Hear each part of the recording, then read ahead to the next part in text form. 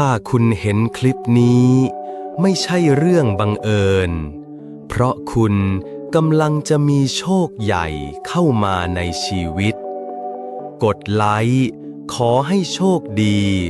ถูกหวยรับทรัพย์ก้อนโตกดแชร์ขอให้เงินไหลมาเทมาไม่ขาดมือและคอมเมนต์ขอให้สมหวังทุกสิ่งที่ตั้งใจไว้ขอให้พรนี้เป็นจริงกับทุกคนสาธุสาธุ